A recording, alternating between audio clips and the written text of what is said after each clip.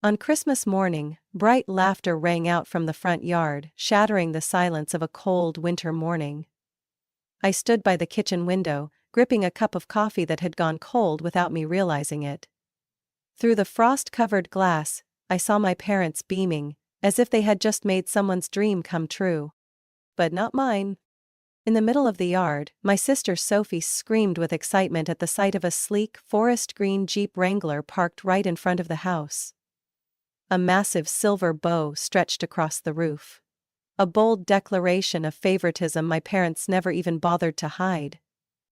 "Oh my God, I can't believe it!" Sophie jumped up and down, throwing her arms around our parents. Thank you, I love you both so much." My mother smiled with satisfaction. "We knew you'd love it. You deserve this gift." I held my breath. Deserve? I glanced down at the table. In front of me sat a simple Christmas card. Next to it, a pitifully thin envelope. Inside was a check for $25, the same amount my parents typically stuffed into an envelope for the holiday delivery guys. What had I expected? My father finally looked up, noticing I hadn't come outside. "Anna? Why don't you come out and see Sophie's gift?" I took a deep breath, swallowing the anger rising in my chest. I didn't want to cause a scene. Didn't want to become the selfish child my mother always accused me of being whenever I reacted to the blatant unfairness. "I'm drinking my coffee, Dad." My mother sighed. "Shouldn't you be happy for your sister? This is a special moment, Anna." "What about me?" The words escaped before I could stop them. Silence stretched for a few seconds before my father laughed, as if I had just said the most ridiculous thing in the world. You don't need a car. You don't even go anywhere." Cold. Not the winter cold from outside, but something deeper, cutting straight to my core. They were right. I didn't have a car. I had poured every penny of my savings into culinary school, something they never supported. They called it a waste of time while funneling money into Sophie's business administration degree, an interest she barely even pretended to have. I watched as she cruised through life effortlessly, while I had to fight every day just to prove that my passion was worth something. But I wasn't trying to prove anything to them anymore. I turned away, my eyes landing on the stack of scratch-off lottery tickets I had bought as Christmas gifts for everyone. Tickets they hadn't even bothered to open. Just a small gesture, the only thing I could afford, after sinking everything into my dreams. And then, as if fate had a cruel sense of humor, I scratched one. 3 matching numbers. I blinked, my heart pounding as I checked again. I couldn't believe it. $800,000? I looked outside, where Sophie had just started the Jeep's engine, my parents clapping proudly. Not one of them noticed I wasn't there. Not one of them cared. So why should I? I clutched the ticket in my hand. I knew exactly what I was going to do with this money.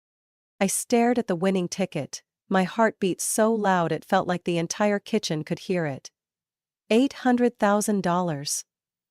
My fingers traced over the matching numbers again and again, verifying them, making sure I wasn't imagining things. Outside the window, the Jeep's engine roared as Sophie revved it, my parents' delighted laughter filling the crisp morning air. And me? All I had was a cheap Christmas card and a check worth as much as a fast food meal. What would happen if they knew?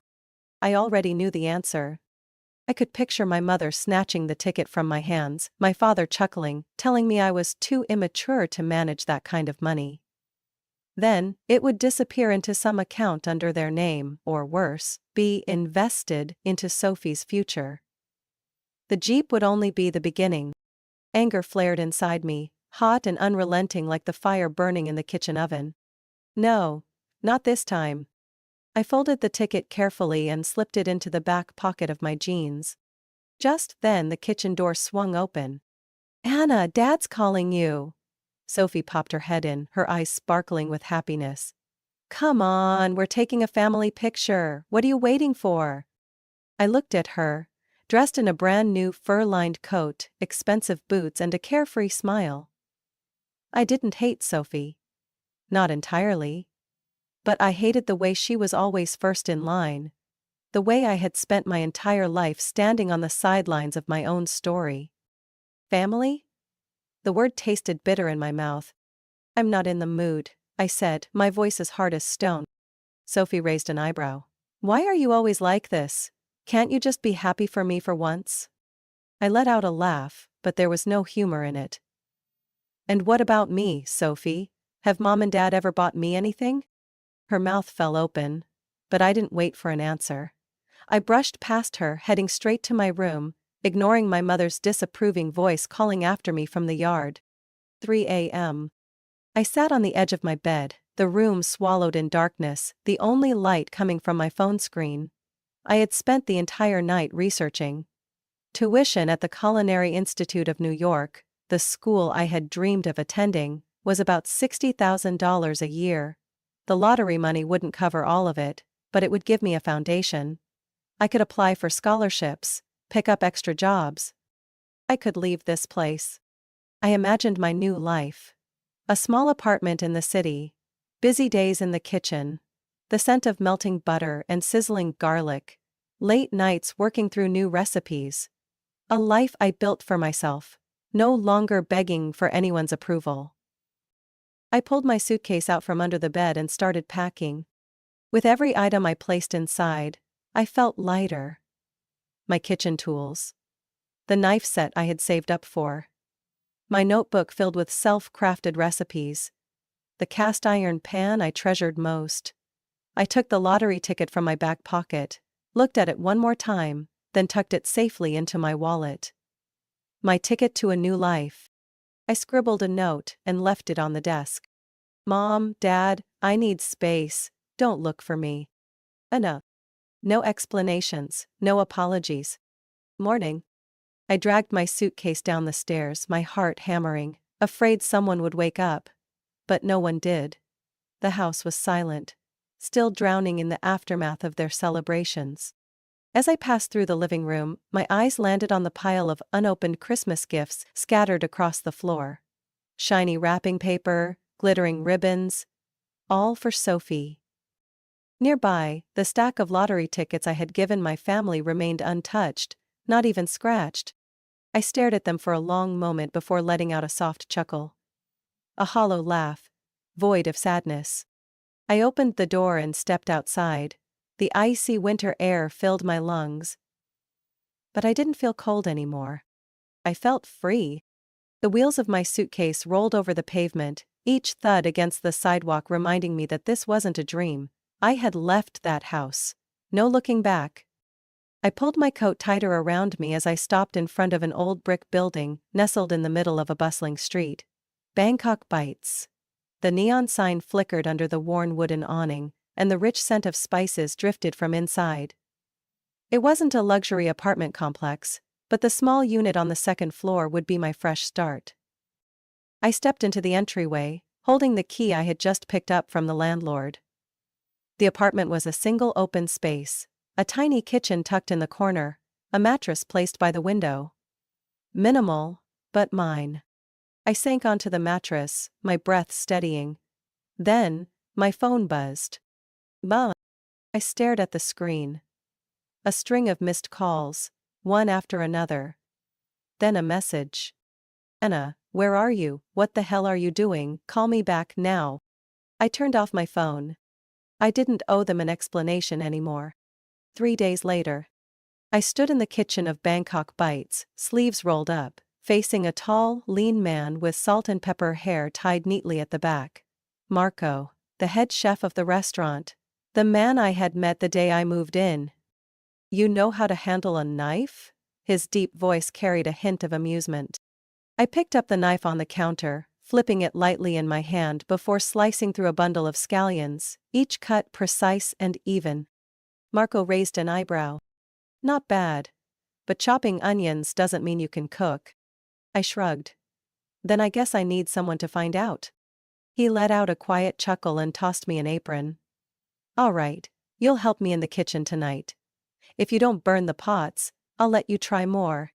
That night, I touched the flames of the kitchen for the first time as a real chef. Water simmered in the pot, the sharp sting of chili rising in the air, making my eyes burn slightly. Beside me, Marco didn't speak much. Just short gestures, forcing me to watch and learn quickly. "Taste," he said, handing me a spoonful of broth.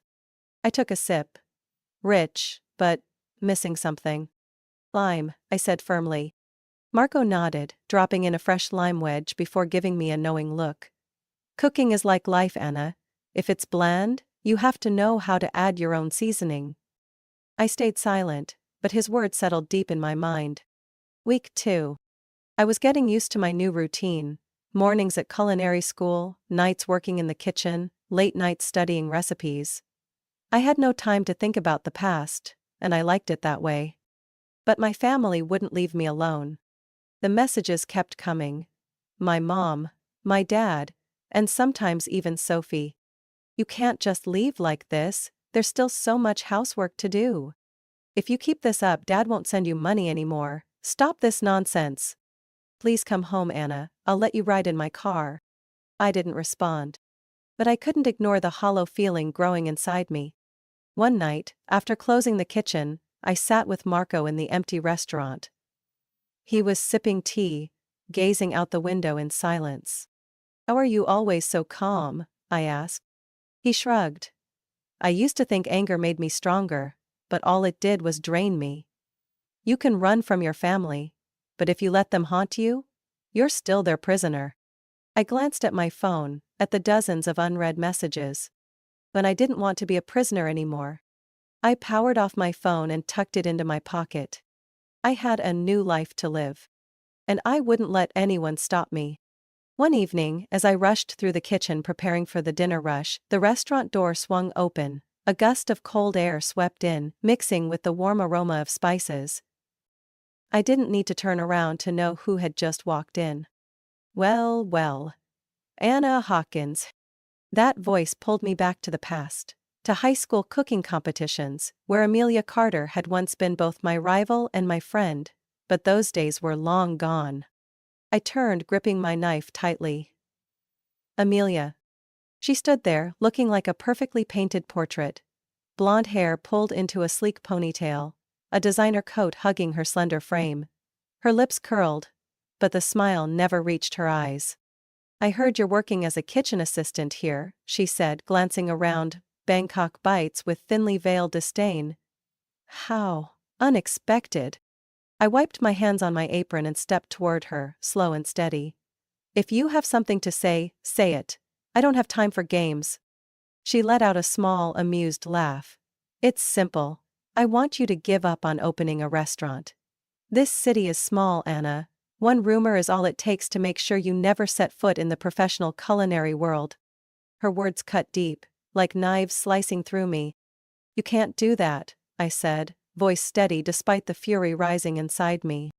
"Oh, but I already have," she winked. "And I'm not doing it alone." I narrowed my eyes. "What do you mean?" Amelia lowered her voice, but the smile on her lips never faded. "Your mother helped me a lot with this. She's really worried about you, Anna. She just wants you to come home. So, she made a few calls, met a few people. My mother." My voice turned ice cold. "She has no right." Melly shrugged. "Think whatever you want. But I'm giving you a chance. Back out now, before things get worse." I stared into her eyes, fury boiling inside me. Every word she spoke, every veiled threat about my mother. It was like a punch to the gut. I could run. Just like I ran from my family. Just like I had always chosen to hide. Or I could stand and fight. I loosened my shoulders, took a deep breath, then smirked. "You know what, Amelia?" She raised an eyebrow. "I don't need your permission to succeed." I leaned in slightly, lowering my voice to something more dangerous. "And I don't scare easily." The smile on Amelia's lips wavered. "You'll regret this, Anna." I shrugged and turned back toward the kitchen. "Go ahead and try." As I walked away, I knew Amelia wouldn't give up that easily. And my mother? Just how far had she gone to try and pull me back? A battle was coming. But this time, I wouldn't run. The pop-up event was being held at a high-end restaurant downtown, where young chefs would showcase their skills before investors and culinary experts. This was my one shot, to prove that I wasn't just the runaway daughter but a real chef. But the moment I stepped into the kitchen to prepare for the night, I knew something was wrong. 6:00 p.m., 2 hours before service. I scanned the neatly arranged ingredients. Everything was in place, exactly as I had planned for weeks. My dish was a refined fusion of traditional flavors and modern techniques, something no one could replicate. Or at least, that's what I thought. But when I lifted the lid of the container holding the secret sauce I had spent hours perfecting, it was empty. "No, this can't be," I whispered, my chest tightening. Beside me, Amelia stood with her arms crossed, a satisfied smirk on her face. "Looking for something, Anna?" Her voice dripped with mock concern. I clenched my fists, my breathing heavy. "What did you do?" She let out a small chuckle. "I was just cleaning up for you. Such a shame. Someone must have accidentally spilled it." I knew this game. Amelia never fought head-on. She always used dirty tricks to eliminate her competition. I turned away, forcing myself to control my anger. Without that sauce, my dish would lose its soul. But I couldn't stop now. I took a deep breath, ready to adjust my recipe when the kitchen door suddenly swung open. A man in uniform stepped in, the health inspector's badge gleaming on his chest. "We received a complaint about food safety violations in this kitchen. Who's in charge here?" I froze. A complaint? Right now? Amelia tapped the counter lightly, feigning concern. Oh dear. Someone must have heard about her issues already. And at that moment, I saw it clearly. This wasn't just Amelia's sabotage. This was my mother's plan. They didn't just want me to fail, they wanted to destroy me completely. 7:15 p.m., 45 minutes before service. I stood in the middle of a chaotic kitchen, my mind spinning. No sauce, a health inspection, investors sitting outside, waiting to see if I was really the failure they had been led to believe. I wanted to give up. But before I could rip off my apron, a hand landed lightly on my shoulder. Running away again? I turned. Marco stood there, his gaze calm but sharp. "I don't have a choice," I rasped. Marco shook his head slowly. "You always have a choice, Anna. The real question is, what do you choose?" I opened my mouth to argue, but just then, Sophie burst into the kitchen, eyes red and swollen. "Anna, I need to talk to you." I narrowed my eyes. "What are you doing here?" She hesitated, then held up her phone. On the screen was an email, sent from my mother, to a group of investors, claiming I was a fraud who had used illegal money to start my business. My stomach twisted. Sophie bit her lip, her voice trembling. "I overheard Mom talking to Amelia. They planned this from the start. I couldn't let them do this to you." I looked at my sister. The girl who had always had everything. Now standing before me, guilt shining in her eyes. "Why are you helping me?" I asked. Sophie swallowed hard, then said the last thing I expected to hear that night. "Because you were right, and because I don't want to live in this cycle anymore either." I gripped the phone tightly. Took a deep breath. I wouldn't let them decide my fate. 7:45 p.m., 15 minutes before service. I stepped up to the counter, scanning the ingredients I had left. No sauce? Fine. I'd make something else. Health inspection? They wouldn't find anything wrong. Smeared reputation? I'd let them see me for who I really was. Not the lies my mother had spread. I turned to Sophie. "You're good at photography, right?" She nodded. "Good.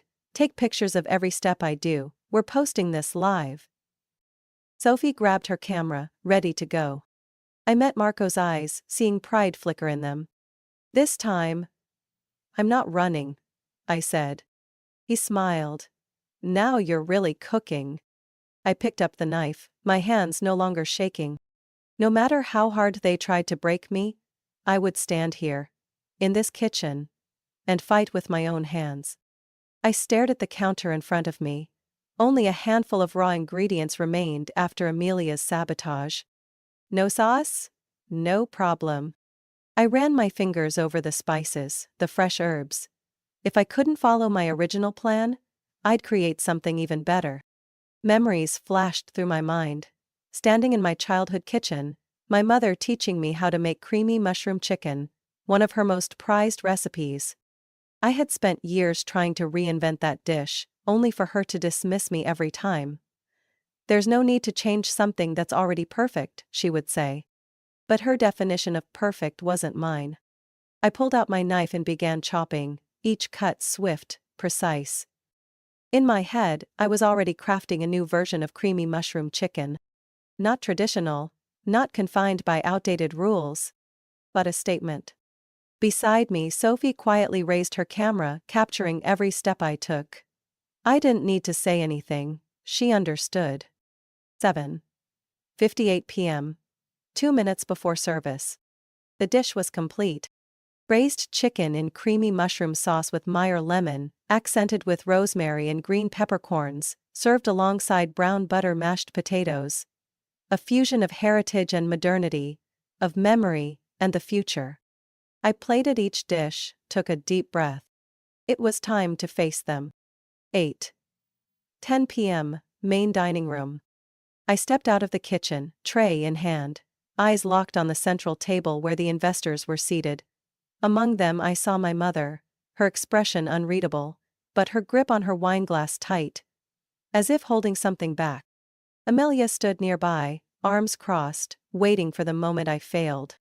But I wasn't going to give her that chance. I set the plates down, my voice steady and clear. This is my version of braised chicken and creamy mushroom sauce, a recipe I grew up with. But instead of copying it, I've transformed it into something that reflects who I am, keeping its soul, but giving it my own identity. The investors exchanged glances, picked up their forks. I said nothing more, I let the dish speak for me.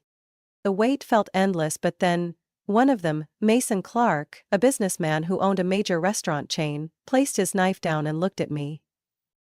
The balance of flavors is excellent, he nodded. But more than that, it tells a story.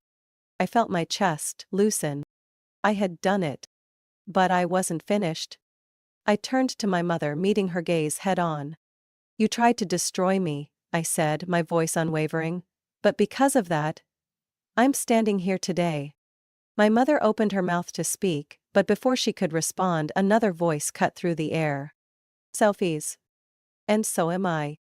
All eyes shifted to my sister as she stepped forward, camera in hand. Sophie swallowed hard, but her gaze remained firm.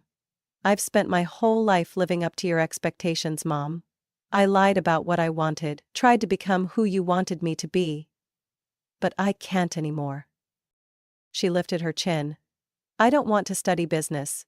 I want to be a photographer. A heavy silence settled over the room. My mother looked at Sophie as if she had just betrayed her. You can't be serious, she said, voice laced with disbelief.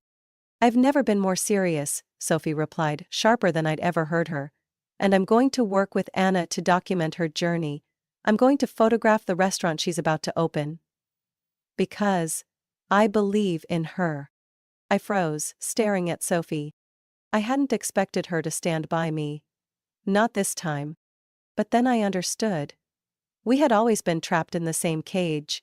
The only difference was I had broken the door first. Mason Clark leaned forward, resting his elbows on the table, watching us both with interest. So we're not just investing in a chef, he mused. We're investing in a brand. Sophie nodded. Exactly. Mason smiled. I like the way you two think. I looked over at Amelia. Her face had gone pale, realizing she had lost. My mother said nothing. She turned away, her expression a mixture of confusion and anger. But I didn't care.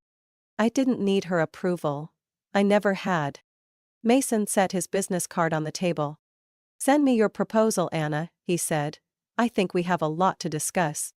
I picked it up, knowing that this time, I was in control of where this road led. I had won. But more importantly, I had found myself again. 6 months later. The scent of melted butter blended with sizzling garlic, filling the kitchen with an irresistible aroma. I stood behind the counter, my eyes scanning the dishes being plated. Each detail executed to perfection. My restaurant. No longer just a distant dream. After the pop-up event, I secured funding from Mason Clark, along with an opportunity I couldn't refuse. A professional kitchen, a dedicated team, and above all, a completely new beginning. I was no longer just the girl my family overlooked. I was Anna Hawkins, head chef, restaurant owner, and the sole architect of my own future. Opening night. The restaurant lights glowed softly, the wooden tables and chairs simple, yet inviting. Every corner was touched by Sophie's careful eye, decorated with photographs capturing my early days in the kitchen. Outside, a line of eager diners stretched down the sidewalk. I still couldn't believe this was real. Marco stepped up beside me, arms crossed over his chest. "Not bad," he said with a small smile, pride flickering in his eyes. I laughed, teasing, "Better than that cramped kitchen at Bangkok Bites?" He shrugged. "You're still learning, but you've become a real chef, Anna." Amidst the bustling energy of opening night, a familiar face appeared.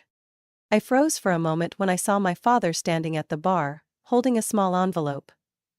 I didn't know when he had arrived, or if I had ever expected him to come at all. I walked over, waiting for him to speak first. He glanced around the restaurant, taking it all in before finally turning to me. "This place is impressive," he said. I wasn't sure how to respond. He hesitated, then set the envelope on the counter. "I have something for you." I picked it up and opened it. Inside was a lottery ticket. The very one I had given my family that Christmas. Still intact. Still unscratched. My father cleared his throat. "I don't know why I held on to it all this time. But now, I think I understand. I didn't believe you could stand on your own. And maybe I was wrong." A lump formed in my throat. I had waited my entire life for this kind of acknowledgement. Pressing my lips together, I gave a small nod. "Thank you, Dad." He wasn't a man of many words, but in this one act, I knew, for the first time, he truly saw me. 3 weeks later.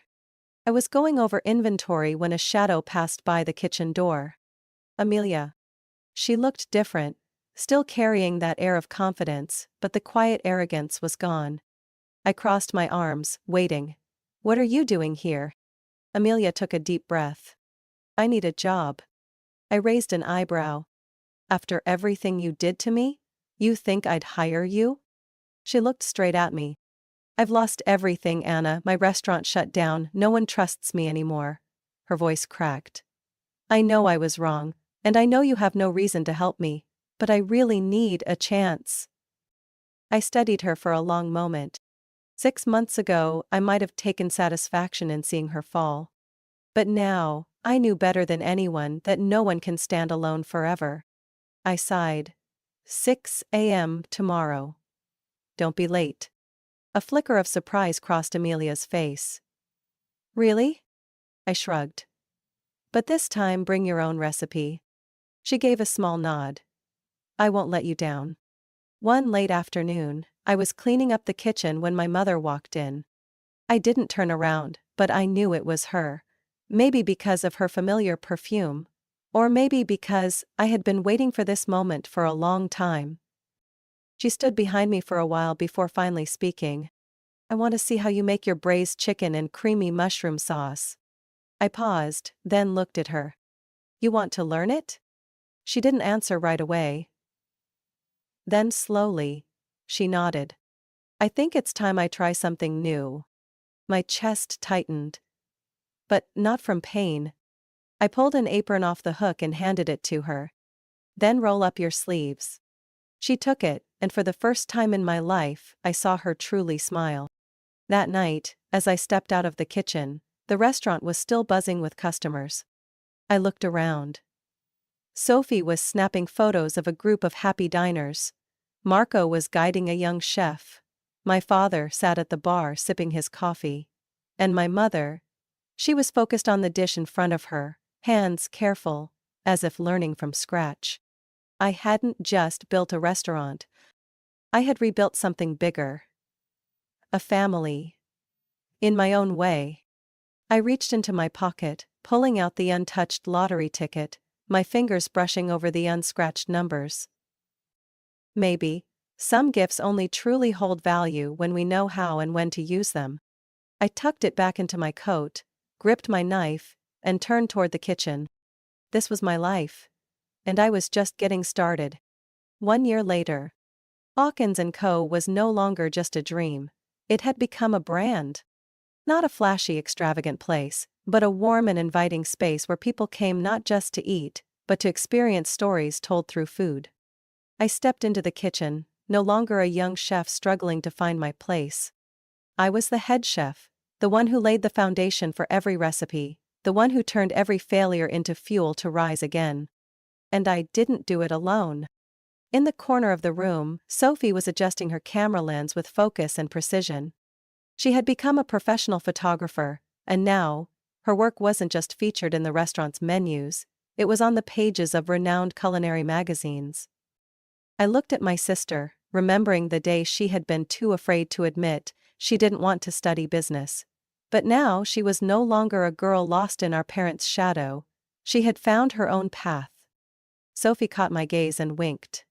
"Hold still, Anna, you keep moving around." "How am I supposed to get a good shot?" I chuckled and tilted slightly so she could find her angle. "Perfect," Sophie beamed. "This is going to be the cover photo for your new menu." I shook my head but couldn't hide my smile. "Make sure the lighting's right. I don't want to look too serious." Sophie flipped through her shots, then murmured, "You don't look serious anymore, Anna. You look happy." I paused. Happy. I had spent years chasing validation, trying to prove to my parents that I was worthy. I used to think my greatest victory would be the day they realized they were wrong about me. But standing here, in this kitchen, surrounded by people who had stood by me, I finally understood. The only validation I ever needed was my own. I wasn't living for revenge anymore. I was living for me. Late at night after the restaurant had closed, I walked over to the bar where my father sat with his usual cup of coffee. He had become a regular. Never saying much, but always present. Beside him was my mother, the woman who had once done everything she could to pull me back into the family, now quietly flipping through the restaurant's menu. None of us spoke much, but for the first time the silence wasn't a divide. It was acceptance. My mother set the menu down and looked at me. "I tried your braised chicken and creamy mushroom sauce," she said. I waited, unsure of what she would say next. She gave a small nod, her voice quiet, but sincere. "It's better than mine." That one sentence, short and simple, was the acknowledgement I never thought I'd receive. Later that night, alone in the kitchen, I opened a small drawer near the counter. Inside lay the old lottery ticket, still untouched, the numbers unscratched. I picked it up, rolling it between my fingers. A part of me had once wondered, if I scratched it, would the money have changed my life? But now, I didn't need to know. I didn't need luck, because I had built my own path. I placed the ticket back where it had always been. Not as a reminder of the money I never claimed, but of the choice I made. I hadn't let my life be determined by a set of random numbers. I had built everything from the ground up, with nothing but my own hands. And that was the greatest victory. I stood in the heart of my kitchen, inhaling the lingering aroma of butter and spices. This journey wasn't over, it was only just beginning. I smiled, tightened my apron and went back to doing what I loved most, cooking. Anna's story is more than just the journey of a young chef. It's a profound lesson in perseverance, independence, and self-worth. In life, many people struggle under the weight of family expectations, feeling overlooked or underestimated. But instead of drowning in resentment or desperately seeking approval, true success comes from confidently forging your own path. Like Anna, sometimes we have to let go of the past, face our challenges, and build a life that doesn't require anyone's approval except our own. Anna's story makes us reflect. Have you ever struggled to find your place in your own family? What would you do if you were in her situation? Share your thoughts below. And don't forget to follow the channel for more inspiring stories about life and family.